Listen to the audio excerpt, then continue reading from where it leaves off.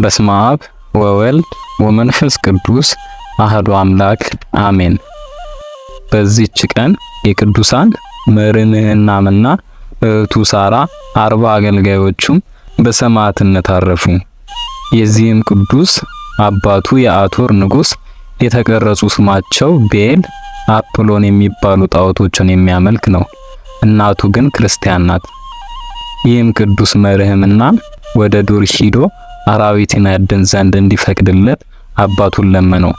በፈቀደለትም ጊዜ ወደ እናቱ ሂዶ አራዊትን ለማደን ወደ በረሃ ሄዳለሁ አላት። እናቱም የሰማይና የምድር አምላክ እግዚአብሔር በላይ በረከትን ያሳድራለችው። ከዚህም በኋላ ከ40 ፈረሰኞች አገልጋዮቹ ጋር ወጥቶ ሄደ። መቅሉ ወደሚባል ተራራም ደርሶ በዚያ አደረ። በሌሊትም የእግዚአብሔር መልአክ ጠራው፣ እንዲህም አለው፣ መርህምናም ሆይ ተነስተ ወደዚህ ተራራ ላይ ውጣ። ስሙ ማቴዎስ የሚባል ቅዱስ ሰው ታገኛለህ። እርሱም የሕይወትን ነገር ይነግርሃል። ሲነጋም ወደ ተራራው ወጣ። እንደ በግ ጠጉር ለብሶ አባ ማቴዎስን አገኘው። መርህምናም ባየው ጊዜ ፈራ።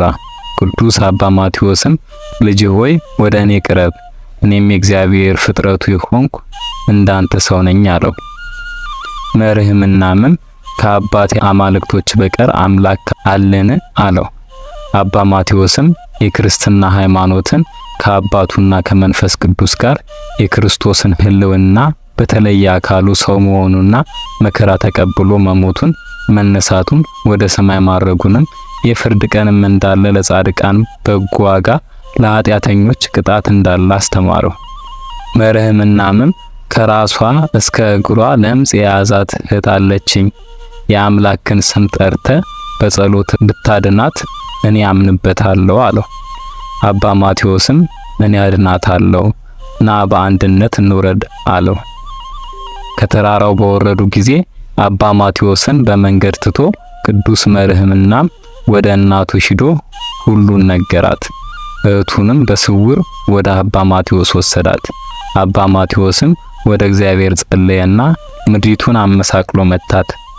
በዚያን ጊዜ ውሃ መንጭቱ እንደ ባህር ሆነ። ወደ ባህሩም አውርዶ እጁን በራሳቸው ላይ አድርጎ በአብ በወልድ በመንፈስ ቅዱስ ስም አጠመቃቸው። አሽከሮቹን 40 ሰዎችንም ስጋውና ደሙን አቀበላቸው። ወዲያውኑ ሳራ ከለምጿ ነጻች። ከዚህም በኋላ አባ ማቴዎስ ስለከበረ ስሙ በላያቸው የሚመጣውን መከራ በሚቀበሉ ጊዜ ክብር ይግባውና ጌታችንን ኢየሱስ ክርስቶስን በማመን እንዲጸኑ መከራቸው። ከዚህም በኋላ በላያቸው ጸለየና በፍቅር አንድነት አሰናበታቸው። ቅዱስ መርህምናምም በመጣ ጊዜ ወደ እናቱ ቤት ገባ። ወደ አባቱ ወይም ወደ አማልክቶቹ አልሄደም። አባቱም ሰምቶ ተቆጣ። ወደ አማልክቶቹ ቤትም እንዲጠሩት አዘዘ። ቅዱስ መርህምናም ግን ከእህቱና ከሰራዊቱ ጋር ስሟ ቅሳር ወደምትባል ተራራ ሄዶ ከላይ ወጥቶ በዚያ ተቀመጠ። አባቱም በሰማ ጊዜ ከልብሰ መንግስትና ከዘውድ ጋር መኳንንቱን የመንግስቴን ስልጣን ተረከብ ብሎሃል እንዲሉት ላካቸው።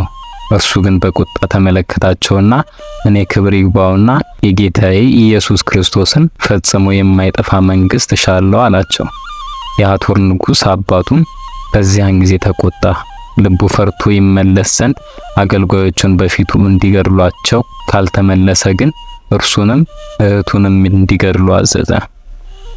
ቅዱስ መርህምናምም ሰምቶ የተመኘውን ይሰጠው ዘንድ ወደ እግዚአብሔር ጸለየ። ጸሎትን ሰማው፣ ልብ የወደደውንም ሰጠው የሚል ቃል ከሰማይ መጣ። ከዚህም በኋላ የቅዱሳኑን ራሳቸውን በሰይፍ ቆረጡና ከጉድጓድ ውስጥ ጣሏቸው። ስጋቸውንም ያቃጥሉ ዘንድ ብዙ እንጨቶችን ሰበሰቡ፣ ግን አላገኟቸውም፣ እግዚአብሔር ሰውሯቸዋልና። ወዲያውኑ ንውጽውጽታ ሆነ፣ ፀሐይም ጨለመ፣ ወታደሮችም ፈርተው ሸሹ። ሰይጣንም በአቶር ንጉስ በሰናክሬም ላይ አድሮ አሳበደው፣ እንደ እሪያም ጮኸ። የቅዱስ መርህምናምም እናት አይታ ወደ አባ ማቴዎስ ልካ አስመጣችውና የንጉሱን ነገር ነገረችው። እርሱም በዘይት ላይ ጸልዮ ቀባው። ሰይጣንም በእሪያ አምሳል ከእርሱ ወጣ። በዚያን ጊዜ ንጉሱ ክብር ይግባውና በጌታችን ኢየሱስ ክርስቶስ አመነ። ከቤተሰቦቹና በሚገዛው አገር ካሉ ሰዎች ሁሉ ጋር ተጠመቀ። ከዚህ በኋላ አምላክን በወለደች በእመቤታችን በቅድስት ድንግል ማርያም ስም ቤተክርስቲያን እንዲሰሩ ገንዘቡንም ለድሆችና ለችግረኞች እንዲበትኑ አዘዘ። ሁሉንም እንዳዘዛቸው አደረጉ። የቅዱስ መርዕምናም እናት ከከበሩ ድንጋዮች 40 ሳጥኖችን አሰራች። የልጇ ጭፍራ የነበሩ የእነዚያን 40 ሰማዕታት አጥንቶቻቸውን አሰባስባ በእያንዳንዱ ሳጥን ጨመረቻቸው። ለልጆቿም ብርሌ ከሚመስል ዕንቁ 2 ሳጥን አሰርታ በውስጣቸው አድርጋ በሰራችው ቤተክርስቲያን ውስጥ አኖረቻቸው። ከስጋቸውም ታላላቅ የሆኑ ቁጥር የሌላቸው ተአምራት ተገለጡ። ለእግዚአብሔር ምስጋና ይሁን። እኛንም በቅዱሳን ሰማዕታት ጸሎት ይማረን፣ በረከታቸውም ከኛ ጋር ትኑር ለዘላለሙ አሜን።